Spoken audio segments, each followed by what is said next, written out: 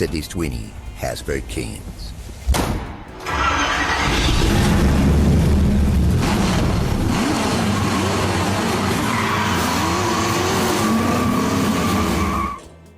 A América está de volta, Renan? Pois é. Eu vi o Orlando falando sobre essa propaganda, falando que ela é uma coisa meio faustiana, né?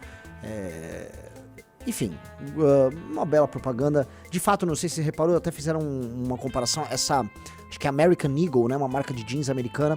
Ela possuía antes, vamos dizer, uma propaganda com uma gordaça, né? Era uma gordaça com aquela linha meio identitária. Tinha uma feminista gorda. E agora, Sydney Sweeney, né? Me parece que as coisas estão voltando. Essa aí, ó.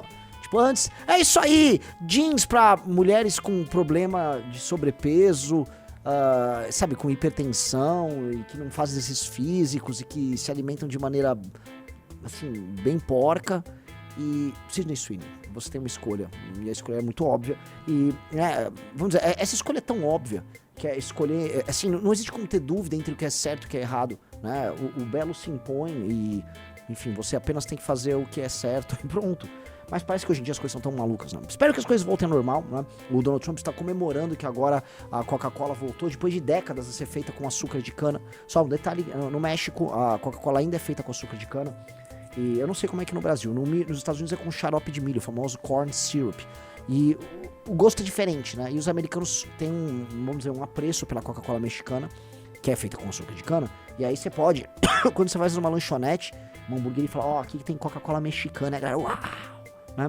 Aí parece que agora a Coca-Cola americana vai ser igual a Coca-Cola mexicana, né? Enfim, legal, bacana. De fato, a Sydney Sweeney é uma gostosa e a gente tem que sempre valorizar as gostosas. Enfim, isso é sempre o certo, tá? Filho de Marcola presta apoio ao Uruan, o Brasil te ama. Lucas Camacho, que tá tentando virar um rapper, se manifestou por meio das redes sociais após a justiça decidir manter o rapper preso, tá? Então, assim, está surgindo uma espécie de uma solidariedade interfacções, né? Então, o príncipe herdeiro do PCC Quistão, da PCClândia, enviou sua solidariedade ao agora preso príncipe herdeiro do Comando Vermelhistão. Olha que bonito, né? Eles podem até ter enviado embaixadas, né? Saudando um ao outro, tá? Eu falei quando eu fui lá no Flow, né? Eu já tô falando dessa perspectiva da guerra, do direito penal do inimigo. E eu venho colocando pra vocês que isto é uma inevitabilidade. É uma inevitabilidade que o Estado brasileiro terá que encarar, tá? E eu preciso trazer isso pra vocês, agora já falando novamente como, um cara que tá montando um partido e nós iremos lançar candidaturas em âmbito nacional. O que eu falo pra vocês? Você só vai conseguir, eu expliquei isso no Flow, mas aqui eu vou trabalhar melhor. Você só vai projetar força pra fora se você transborda a força de dentro. Você só projeta força perante o mundo se a força tua tá transbordando. Se tá faltando força em você, você não consegue jogar energia pra fora. Você tem que, na verdade, gastar energia pra dentro. Um exemplo. Eu tava com pneumonia esses dias, eu tava doente. Eu vou fazer live, eu vou ficar transbordando ideias e energia e projetos pra vocês? Não. Eu vou ficar de cama repousando. Entendeu? O Brasil é um corpo doente. Com câncer, com toda sorte de doença. Não dá para um corpo doente ficar andando no meio da rua arrumando briga com os outros, com febre, todo fraco. O Lula é um cara que, vamos dizer, parasita esse corpo doente e que fica aí na rua, Estados Unidos, isso, e acha que o Brasil projeta poder para falar, não, essa é a nossa política externa. Nós não temos política externa. Nós sequer temos condições de ter uma opinião sobre política externa. Qual a opinião do Brasil sobre a Ucrânia? Nós não precisamos ter uma opinião. Sobre a guerra Israel, por exemplo, nós não temos que ter uma opinião. E sabe por que nós não temos que ter opinião? Porque nós não temos condição de ter uma opinião. Você precisa transbordar a força. Portanto, você tem que criar condições para você ter poder. E as condições você tem que dar internamente. E quais são as condições internas para você começar a ter poder? Primeira coisa, base do Estado, você tem que ter soberania sobre o seu próprio território. Soberania sobre o seu próprio território. É patético que o Lula fique fazendo esses memes de soberania, sendo que ele não tem soberania sobre o próprio território brasileiro. Mas o Lula dialoga, o PT dialoga com facção criminosa. E eu digo mais, o PT e o PSOL, tá, tem uma relação muito estranha com essas facções, que me soa até uma relação de apoio. É uma relação de apoio que eles defendem a mesma agenda penal, por exemplo, que é o que mais interessa para as facções.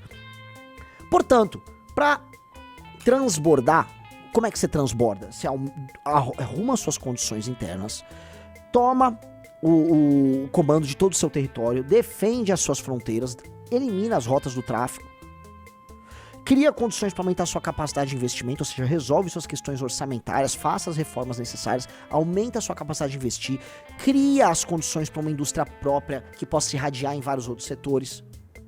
Ajude a criar complexos que torne a nossa economia, desculpa a redundância, mais complexa. Então é igual, sabe, CTA, ITA, a indústria militar na região do Vale do Paraíba. O que um dia foi a indústria automobilística com os sistemistas, com essa série de empresas que estavam aqui. Hoje a indústria automobilística, falar em nome dela é quase um crime, porque era só subsídio, né? Mas sim, um dia houve um complexo ligado à indústria automobilística, pessoas trabalhando na indústria automobilística brasileira aos montes, milhões de pessoas ligadas diretamente à indústria automobilística.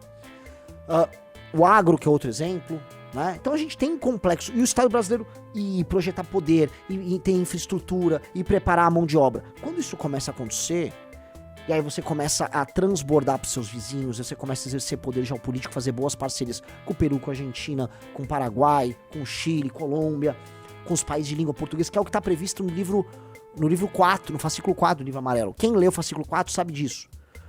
Aí você tá transbordante, você tá, né, porque é igual a China transborda.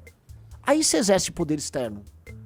Da forma como nós estamos, nós não temos condição de nada. Nós não temos condição de nada. Aí fica, não, estamos com os BRICS. O que isso representa? Representa assim, ó. Ei, BRICS, eu tenho 200 milhões de habitantes, então temos um mercado consumidor aí pros produtos chineses. É isso. É só isso.